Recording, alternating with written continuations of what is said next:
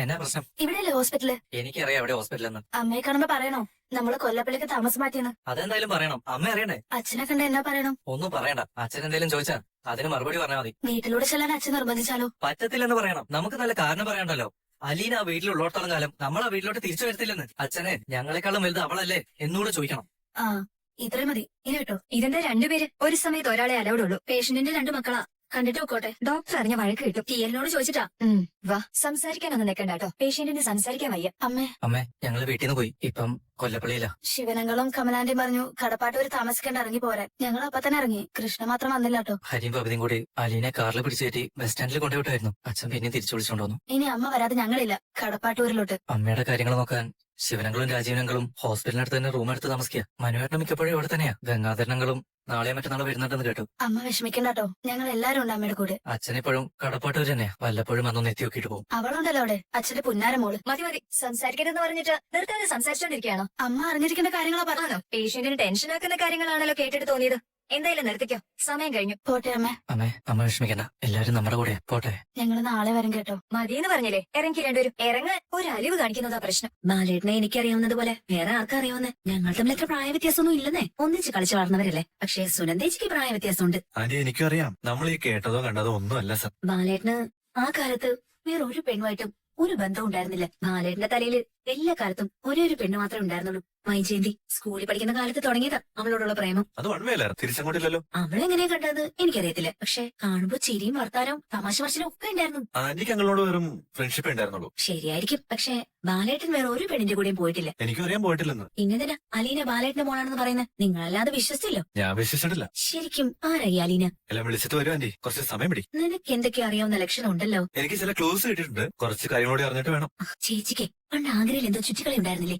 ഉണ്ടായിരുന്നോ? എനിക്കറിഞ്ഞൂടാ, ഞാനൊന്ന് കൊച്ചല്ലേ. ഉണ്ടായിരുന്നു. എന്തൊക്കെ അടക്കം പറിച്ചതൊക്കെ പിന്നീട് കേട്ടിട്ടുണ്ട്. ഇനി ഒന്നും പറഞ്ഞിട്ട് കാര്യം. വൈഷ്ണവിയുടെ ബൈസ്റ്റാൻഡർ ആരാ? ഞാന്. പേഷ്യന്റിനെ ഐസിയുൽ നിന്ന് റൂമിലേക്ക് ഷിഫ്റ്റ് ചെയ്യാനേ.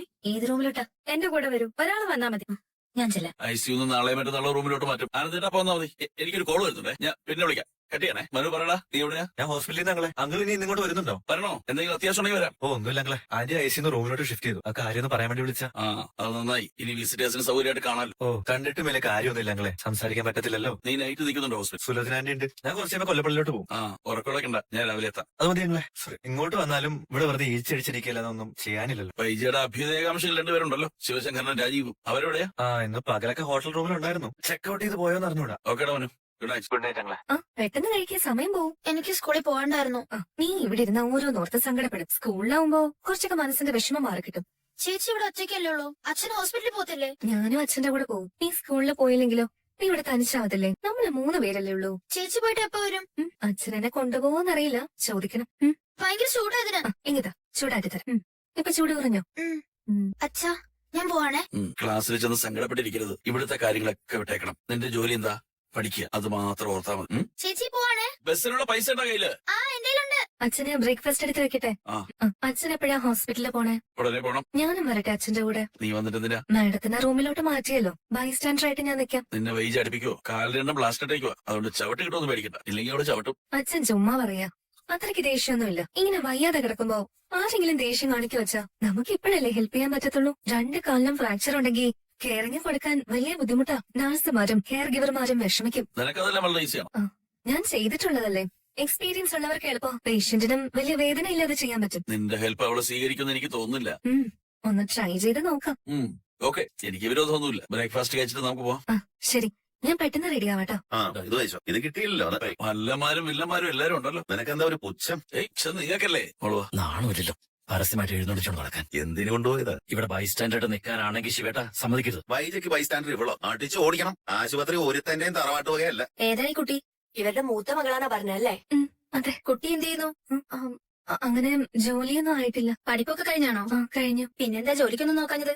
എന്താ പഠിച്ചത്? ഞാൻ GDA. GDA? അത് കെയർ ഗിവർമാരുടെ കോഴ്സ് അല്ലേ? അതെ. അതെന്നാത്തിന് അത് പഠിക്കാൻ പോയ മെഡിസിന് ചേരായിരുന്നില്ലേ? അല്ലെങ്കിൽ BSc നഴ്സിംഗ്? ഞാൻ +2 കഴിഞ്ഞപ്പോ പഠിപ്പ് നിർത്തി GDAക്ക് പോയി. കിടപ്പ് രോഗികളെ നോക്കുന്നതാ എനിക്ക് ഇഷ്ടമുള്ള ജോലി. വേറൊരു ജോലിയും അത്രയും നല്ലതായിട്ട് തോന്നിയില്ല. ആ ജോലിക്ക് വലിയ ശമ്പളമൊന്നും കിട്ടത്തില്ലല്ലോ. എനിക്ക് ശമ്പളം വേണമെന്നില്ല. അച്ഛന് പൈസ ഇഷ്ടം പോലെ ഉണ്ടല്ലോ. പിന്നെന്തിനാ? പേരെന്നതാ? അലീന. അലീന? അതൊരു ക്രിസ്ത്യൻ നെയിം പോലെ ഉണ്ടല്ലോ. സിബ്ലിങ്സിന്റെ പേരെന്തൊക്കെയാ? ബബിത, കൃഷ്ണജ, ജോഹിത്. അലീന, നല്ല പേര്. എന്നാലും GD പഠിച്ചതാണെങ്കിൽ കെയർ കൊടുക്കാനൊക്കെ അറിയാലോ. ആ അറിയാം. നന്നായി. കെയർ കൊടുക്കുമ്പോ ഭയങ്കര വേദനയാ പേഷ്യന്റിന്. നമ്മൾ എന്തുമാത്രം പാടുപെട്ടെന്ന് അറിയാവോ? ഞാൻ നോക്കിക്കോളാം. ഞങ്ങളുടെ ജോലി അത്. ഇൻചാർജ് കണ്ടാ ഞങ്ങളിട്ട് ചാടിക്കും. സാരല്ല, ഞാൻ പറഞ്ഞോളാം. പോവാ. മാഡത്തിന്റെ ശത്രുവല്ല ഞാൻ ഈ ലോകത്ത്. മാഡത്തിന്റെ ഏറ്റവും അടുത്ത മിത്ര. എനിക്ക് സ്നേഹം മാത്രമേ ഉള്ളൂ. എന്തിനാ എന്നോട് ഇങ്ങനെ വിരോധം കാട്ടുന്നത്? ഞാൻ ഒരു ദ്രോഹം ചെയ്തില്ലല്ലോ. എന്നോടല്ലേ ചെയ്തത്. ഇവിടെ സുഖപ്പെടുന്നത് വരെ ഞാൻ നോക്കിക്കോളാട്ടോ. ഗോവർദ്ധൻ ബാലചന്ദ്രൻ അവിടെയുണ്ട്. ബാലേന്ദ്രൻ ആ ആനന്ദേട്ടാ. വൈജയന്തിയെ റൂമിലേക്ക് മാറ്റിയല്ലേ? ആ ഇന്നലെ മാറ്റി. ആ സുനന്ദ പറഞ്ഞായിരുന്നു ഇപ്പൊ കുറച്ച് ഭേദപ്പെട്ടിട്ടുണ്ടല്ലേ? ICU ഒന്ന് മാറ്റിയെന്നല്ലാതെ ഭേദപ്പെടാനത് പനിയും തലവേദനയൊന്നും അല്ലല്ലോ. ഞാൻ ഉദ്ദേശിച്ചതേ ആ ക്രിട്ടിക്കൽ കണ്ടീഷനിൽ നിന്ന് മാറിയല്ലോ എന്നുള്ളതാ.